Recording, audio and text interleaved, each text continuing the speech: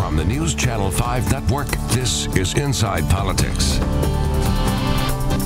Hello, everyone. I'm News Channel 5's political analyst, Pat Nolan. Welcome to Inside Politics. It's been another very hectic week, both in Washington and here in Tennessee, as the midterm elections draw ever nearer.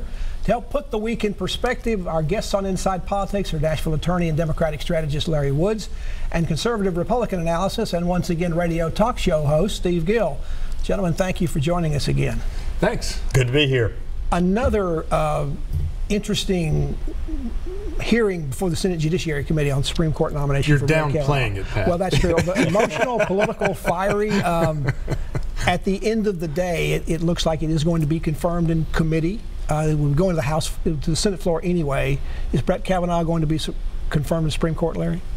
Unfortunately, I believe that McConnell and the Republicans are going to push him through. And Steve, you think he'll actually get a Democratic vote or two?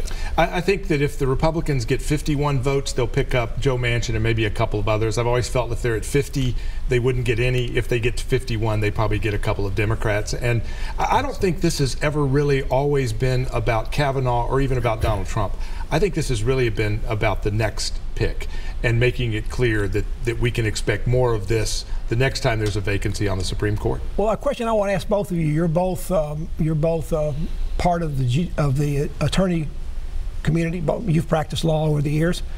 What does this do to the Supreme Court? What does this do to the fabric of the whole process of the advise and consent, which yesterday was, or Thursday was talked about by Kavanaugh as being sort of hunt and destroy? I think the entire process, both the Senate and the Supreme Court, look bad in this process. You know, we're supposed to be picking the best among us with the highest character, whether it's U.S. Senate or Supreme Court, and the process has gotten where no, this is who can fight the most desperately and survive. And there's just no excuse, both parties, no excuse for that. I don't think it's a both-party problem, because you had Elena Kagan and Sonia Sotomayor, both very extreme liberals who were confirmed easily through the process with Republican votes who were looking at, are they qualified to be on the Supreme Court? Not, do I disagree with some of their liberal philosophies? Democrats have made this an ideological test, and they are the ones that have put this process, I think, almost in an irretrievable situation. This is not what it's ever been before, but this is what it's going to be going forward. But Steve, is there something that can be done to make the process work a little better? Because there have been some, like, even going back to Robert Bork, there have been times when the confirmation process has gotten, it seems to go a little further each time one of these comes up, going back to Robert Bork, going to what happened 27 years ago with a lot of the same issues with Clarence Thomas. I mean, is there something structurally that needs to be changed? With the Democratic Party, because again, we did not have the same problem. But not with the system to confirm Supreme Court justices. We only have these problems when it is a conservative being put before the Supreme Court, not when you have extreme liberals like Ruth Bader Ginsburg, like Sonia Sotomayor or Elena Kagan. The Republicans don't do this, Democrats do. Well, what about the fact they didn't have a hearing? Look at the votes. Well, they didn't even have a hearing, Steve. Gorsuch, look at it. Easy confirmation. Well, what about the most conservative guy on the court? Gorsuch still only got. Why would I going a year leaving a seat on the Supreme Court vacant when Garlic Mayer was nominated, and the Republicans wouldn't even hold a hearing on that? Because you do not hold hearings late in the presidential election year process. That has also been the way Democrats handled it when they were in charge. You do not make the appointments as you're heading in to the final months of a presidential election year. That is not the case here. Justice Scalia died in February or March. That wasn't late in an election year. By the time the confirmation process came, we were into the primary process of an presidential election year. Let's take this back to Tennessee. What does this situation with Kavanaugh about to be confirmed and put on the court do for Phil Bredesen? He has said he was going to watch the process and announce whether, if he was a senator, whether he'd vote for or against. Larry, is he in a pickle? I think the hearings yesterday are going to elect Phil Bredesen as our next United States Senator.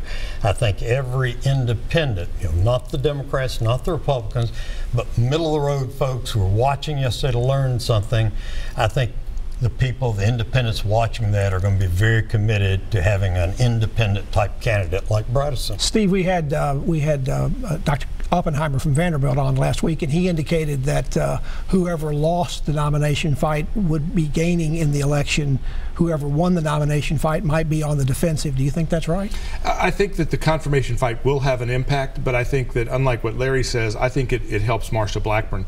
Dianne Feinstein, who we've seen mishandled the Ford letter, who've mishandled this whole process, who has made this more partisan than it should have been, would become chairman of the Judiciary Committee if Phil Bredesen gets elected and puts Chuck Schumer and Spartacus, Cory Booker, and the rest of these folks in charge. People have seen who the Senate Democrats are in this process, and I don't think that's going to help Phil Bredesen. And then you had the fact that Doug Jones, who, like Phil Bredesen, pretended during his campaign in Alabama that he would be a moderate, centrist Democrat who would reach across the aisle. He announced he's voting against Kavanaugh, and I think that shows who Phil Bredesen will really be if he goes to Washington. Meaning that the leadership of your political party is now back a guy in Alabama who's dating teenage young girls and nominated for the Supreme Court a guy who, in my judgment, is guilty of a sexual assault. Are we talking about Cory Booker, who in his book wrote about groping a 15-year-old when he was 17? Are we talking about Keith Ellison, the Attorney General candidate in Minnesota, who has beat 2 girlfriends? There's police reports, and the Democrats don't care, and he's the co-chairman of the Democratic Party. We're not a book show. Let's bring it back to today's politics.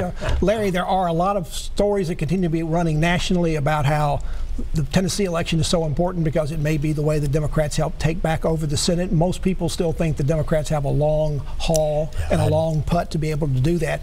But those kind of stories, while all good publicity is supposed to be great for a campaign, that's not the kind of publicity that Phil Bredesen wants, right? It doesn't help him get those Republicans and other moderates to come over to vote for him. Well, Bredesen's entire campaign, main campaign message is, I'm not going to go up here and be partisan. I'm not going to go up here and vote with the Democrats just because they're Democrats.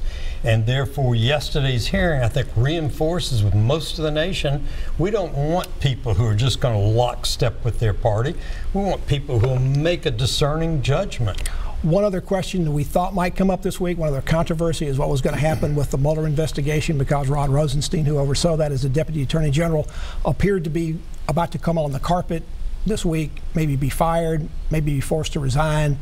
That has at least been put off until next week. But Steve, has it been put off because the president doesn't know what to do? He is conflicted, as he says he seems to be, or is it he wants to wait till we get either maybe even beyond the midterms before he makes that choice? I think it's all this. The news cycle of this week has been all Kavanaugh confirmation all the time. It's now going to move into early next week. The meeting with Rosenstein was supposed to take place during the hearings on Thursday. They pushed that off. I think it's just a matter of timing, not a matter of whether the president's trying to consider what to do.